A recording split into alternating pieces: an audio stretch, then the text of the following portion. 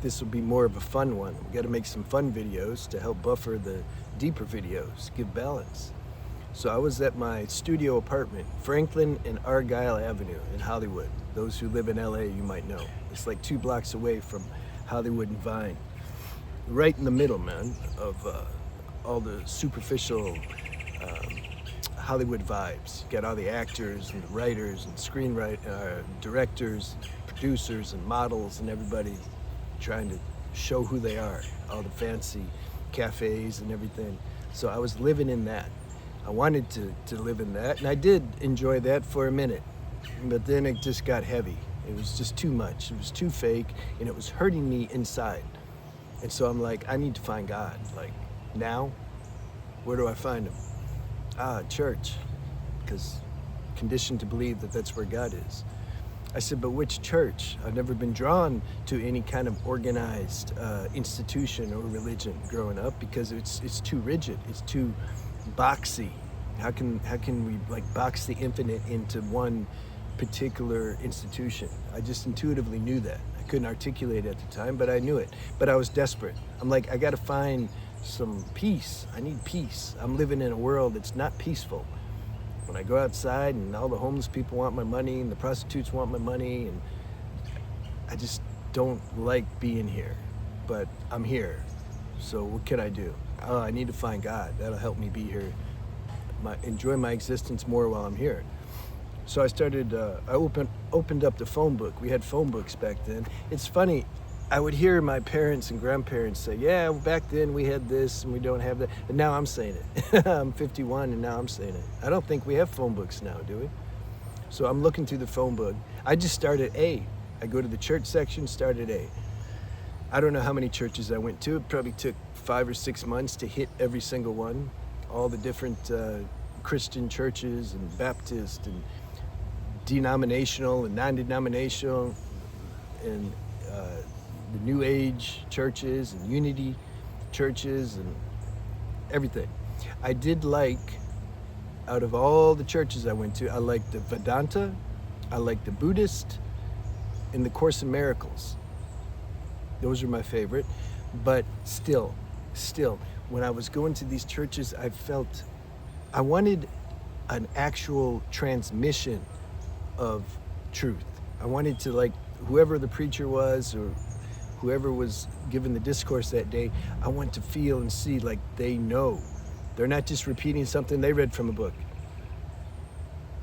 Somebody reads something from a book, they repeat it, and then the people listen to it, and then they parrot what they heard from the person, and everybody's like just repeating things. I wanted to feel somebody who embodied it, where I'm like, they understand. They understand the trials and tribulations and hardships in life, and they understand the process of transformation, going through that, and they understand transcendence. I'm like, where are they at? I couldn't feel that in any of these churches. And then plus, some were a little too money hungry and just too diplomatic and kind of fake for me. I wasn't interested in community.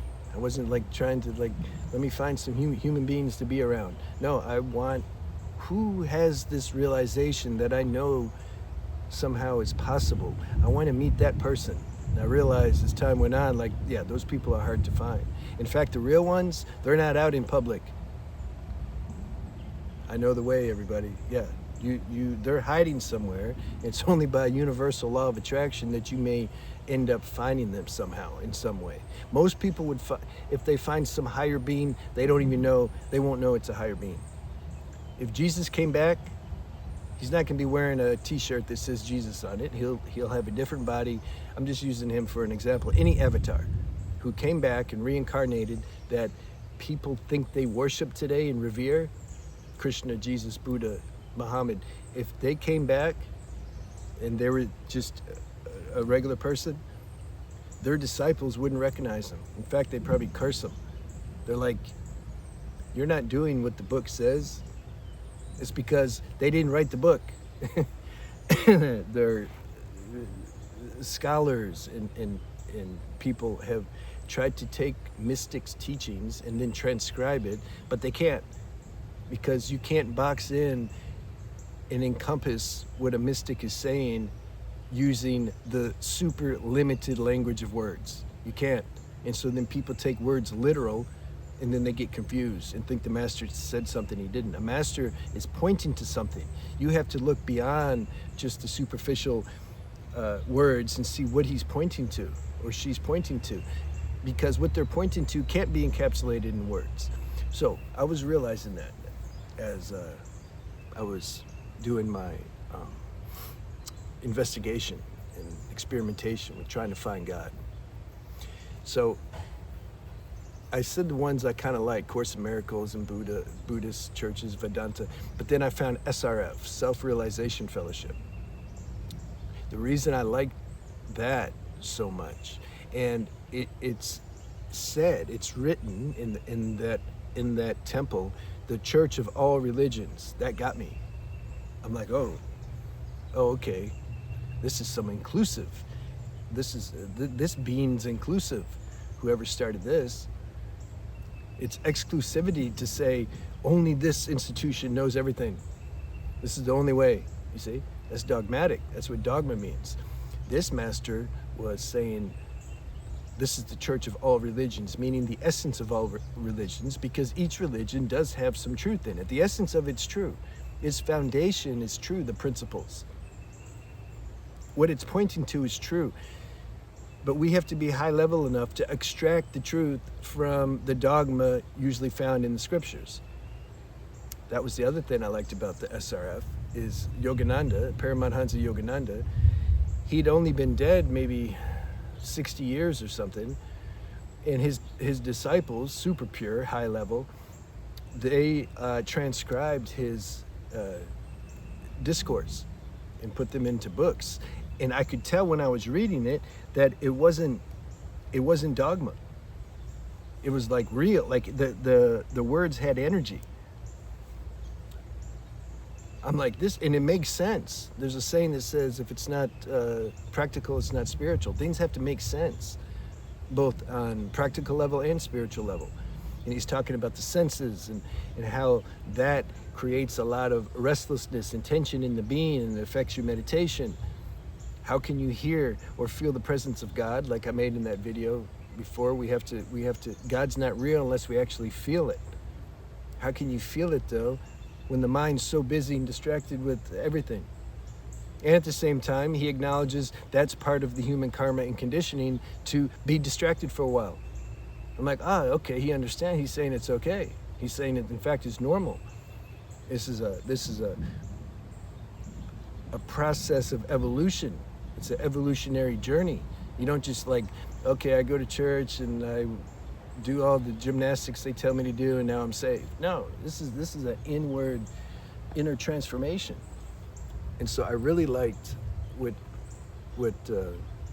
they were talking in those temples when I would go to the discourse, like on Thursdays and Sundays. It just felt pure. I felt a purity in the atmosphere, and they never asked for money. Sure, they have a thing you can donate, because like that's, of course, you don't want to just take. Then you won't receive anything. It like violates the law of circulation. You have to, if you're getting something from somebody, especially when you're getting the highest thing, when you're getting some real soul surgery work done on you, you should give something, you know. But we find that out later. It's like, again, that's another download that comes later. It's just like, yeah, I like me to give something. So I was excited to find this teaching, this way of life, the way it was being described. I was excited, but at the same time, it wasn't enough. At first, it started stirring me up. You ever notice when you get into certain pure spiritual teachings, you get stirred up at first? Yeah, it's breaking loose all this nonsense and ego structures inside you, and that may not feel good. It starts to crumble. So I went to the service once on Sunday, and there were some guys selling fruit, organic fruit, outside when we left the service. Young guys. And I started talking to them, and they told me, yeah, we're at the ashram. Pick the fruit from the tree and we come here and sell it. I said, what ashram? SRF ashram. I said, oh, you mean they got an ashram? They said, yeah. I said, can I like go to the ashram? And we started talking about how that works. You got to apply and all that. And then I got more excited.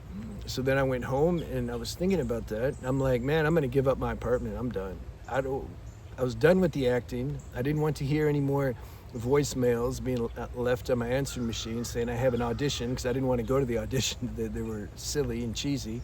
I wasn't going to do another commercial audition. And the bit parts I was auditioning for the theatrical movies I felt were silly. I just didn't want to be an actor. I wanted the praise. That's what I liked. I realized later that was the motives of me being an actor, thinking I wanted to be an actor.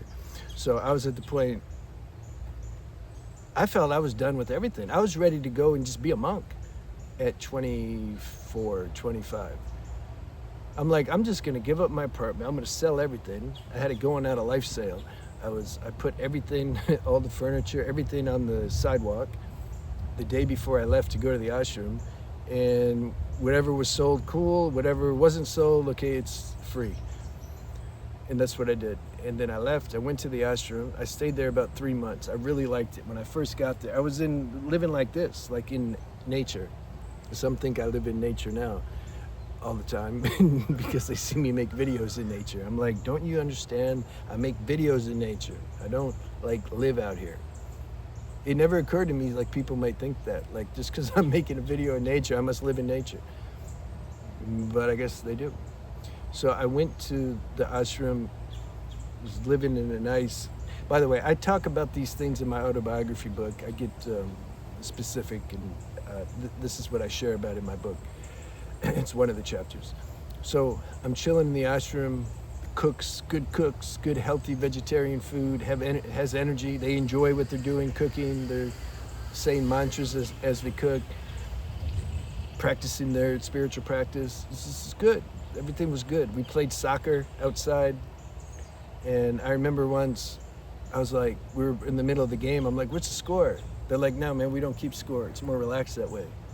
That hit me. I'm like, damn, it's true. Okay. So I really enjoyed, no women, it was all men. That was a breath of fresh air. I'd never went 24 hours without, oh yeah, when I was locked up, maybe. But there were female guards too. But generally, especially living in LA, I couldn't go a day without seeing women. Now I was somewhere you don't see them. So I was really planning on being a monk, because like, why not just meditate all day and just only God. So we have to try these things. When I do private sessions sometimes and people bring me questions like this, what should I do? Should I do this and that? And yeah, they're like, well, this sounds really good, because then I'm just giving my life to God. I say, go try it. You have to try these things. This is what I did. I had to try everything, like literally everything that I felt could help me or benefit me or accelerate my path. I had to go try that stuff. And then in the process of trying, in the process of taking action, wisdom is revealed. It might rain, but I will finish the video. So I was there about 3 months, and then my health situation started acting up. My spinal column the spasms started getting bad. And I wasn't able to do the work anymore, but that was a requirement. You can't live at the ashram for free and not work. So I had to figure something out. I'm like, I'm not able to stay here now because I can't work. What am I gonna do? And I was talking to the cook in the kitchen one day, and he was telling me about Brazil, and that they might be able to help me. So I'd already left my apartment, so I'm open now, you see? You ever notice if you live somewhere for a while, especially certain places, it's almost like some vortex, some dark hole. It won't let you leave, man. It was so hard for me leaving that apartment. I mean, hard in the sense there was like this inertia that was wanting to keep me there or something. I'm like, what's going on? I felt that every time I was getting ready to leave somewhere for some higher good. I felt that. It fights, wants you to stay there. So I had broke that, so now I'm open, man. I'm flowing. I'm like, yeah, I'll go to Brazil. And I went there and experienced spiritism and psychic surgery.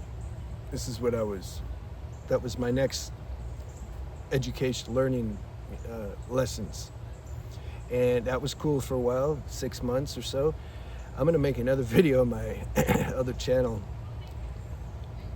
Something like, I went to Brazil and lusted for like 24 hours a day.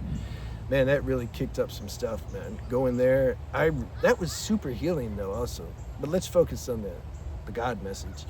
So I'm sitting in this, it was called a current room, and you sit and you meditate, everybody's together, they're wearing white, and you know, yeah, it's healing, has some nice healing vibes. I didn't get fixed or anything or become enlightened. And so after about 6 months, I'm like, okay, I need to find something else. So then I go to India. And there I found my non-commercial private teacher. He wasn't Indian, but he was living in India. And he answered every question I had. It was great. He taught me a good yoga program. And while I was in India, I studied all kinds of different spiritual practices and meditation, and read a bunch of books that you can't really find, I couldn't find here. And I learned a good lifestyle protocol. And it was just nice having somebody who I could bring heavyweight questions to. And that was him. So I did that for some years. I found my Indian friend there. Some people ask me, they're like, how could you handle India? It's like an insane place. I'm like, I got a good chapter on that too in my book. I'm like, I know, if I hadn't have found my teacher or my friend, there's no way. I was ready to leave the third day I got there. In fact, I called at that time, my travel agent. She couldn't really book things online at the time. And I said, I got to get out of here. I'm ready to go. I want to change my ticket. But it was like Saturday, and she said, you have to wait till Monday to change it. I said, okay, I'm gonna call you first thing Monday morning, and I want out. It's hot and humid, and everybody's coming up to you like, where are you from? Where are you from? Where are you from? And yeah, and there's just piles of cow dung everywhere in the street. Everybody shares the street. The buses, the cars, the cows, the monkeys, the people, everybody's like in the one street. And it's hot. And I wanted to leave. But then I ended up finding, like I said, my teacher and my friend. So the universe kept me there because I was supposed to be there. It was destiny. I stayed there for, a few years, still wasn't satisfied. I had a certain, like I said, this spinal column issue in the nervous system. They're connected. It's like a dual diagnosis that's troublesome. And the two play off each other. Talk about that in my book. I'm like, I need still to find some healing on a practical level. So then I went to Thailand, Indonesia, China, searching, man, looking. That was going to those countries. I was not studying so much spirituality now. I was trying to heal on practical level. So I was deep into body work and that kind of healing. And those were the best I could find anywhere in the world. The real bone specialists are in Asia. I mean, you have the little kids are giving their grandpa a massage at 5 years old, and so it's like in their blood. They're really good. But that didn't do it for me. And I also did my fasting experiments, dry fasting, water fasting, and liquidarian and fruitarian and raw foods, and just I was gonna purify myself to death, That's the thing, you do. Sometimes you purify yourself to death. You kill the body in the name of purification. I had to learn all that. I had to learn balance through trying all these things. So then I wanted to go to South America. I was gonna learn shamanism, learn about plant medicine, get into the psychedelics. That's probably my favorite. That was my favorite episode out of these previous episodes that I named. I tried, I did ayahuasca and San Pedro cactus. That was my favorite. Did that for a good 6 or 7 years. I had the most freedom from health elements during that stage. I thought I found the elixir. I thought I needed to tell the whole world, man, like, this is it. Just do this medicine, you're gonna be good. But then through time, I learned that's not the case. Everyone's different. some people don't have such a good journey on the medicine. And even myself, after doing it, after some years, my system didn't want it anymore because it's powerful medicine. Yeah, it can make some corrections, but then if you go past the threshold, it can start exacerbating the same symptoms it used to heal. You see? So I finally realized, so then I end up coming back to the US, and when I came back to the US, I found myself going to 12-step meetings again. I circle over. I started with 12-step meetings when I was 15 and a half. And then I let them go, and I had to find God through the churches and then study all these different things that I already shared. And then I go all back around, and I end up back into a 12-step meeting with a bunch of addicts just saying they're crazy and they need help. And I somehow, that's my favorite, out of all these things, all these circles or groups. Yeah, when I'm talking about groups, of being in a group of people who are sharing higher things. This I found to be the best group. Now the SRF, as far as knowledge goes, this is top tier. You're not going to get that in the 12-step meeting. But so understand the point I'm making. I'm shifting the focus a little bit now to groups. What's the best group? Where can I go to find some camaraderie? Okay. Actually, the plant medicine circles and the 12-step groups. But the plant medicine circles, like I said, I couldn't do that stuff forever, man. You get wore out. So I end up just. Why do I like the addicts in the meetings? Because they're just raw and real. They're not claiming they're enlightened. They're not doing there's not a bunch of guile there. Not being pretentious. They're like, I need help, this is what I do. They do introspection, they admit their faults. This is what I like. Now, I've suggested sometimes people go, especially when we do private sessions, you tell me certain things, then they report back, say, oh yeah, but I don't like the meetings, and they do this wrong and that. I'm like, man, tell me about it. We're living a time and age that this is not perfect. There's faults everywhere you go. Myself, I can't go to those meetings all the time. And when I do go, I only go for the last half. I can't really sit there the whole hour. It's like too much. But I go a little bit. It's like part of my daily program. I eat good and I do good exercise. I'll catch part of a meeting. It's just part of the good stuff, because when you're in a room with a group of people who are trying to get better, that's it. Doesn't matter what they do, what their shortcomings are. They wouldn't be there if they weren't trying to get better. And when they're real, as best as they can, I get some energy there. I don't really listen so much what they say. I'm feeling the energy field. There's some law when two or more people are gathered together to try to get higher level. If there's some humility there, you can get an upliftment. Your vibration will come up. So I go for that. That's why I like going. But the point is here, lastly, this is it. This is the last point. I saw that there was no teacher, there was no teaching, there was no 12-step group, there's no church, there's no plant medicine ceremony, there was no plant medicine, there was no special healing modality that could fix my particular karmic elements. Some people are like that too. That's why I'm sharing it. So not only could they not fix that, because it's not the destiny that it's supposed to be fixed, that's why, because by having it, man, I was able to grow exponentially. If I didn't have these challenges, no. I definitely wouldn't have been making YouTube videos, and if I did make them, I would have had a much more superficial audience, because I'd have been sharing more superficial. So for my particular curriculum, karmic curriculum and trajectory, I needed these limitations. This is what I needed to dig out the wisdom that was locked inside. So I found no matter what I did on an external level, there was nothing that was going to eradicate these elements. The other thing I found is that no matter what I went to or who I went to or what I did, I wasn't going to find some loophole into enlightenment or into self-realization. I seriously, when I went to India the first time, I had some fantasy, kind of an abstract fantasy, that somehow if I met the real master, he could just, now I'm awake.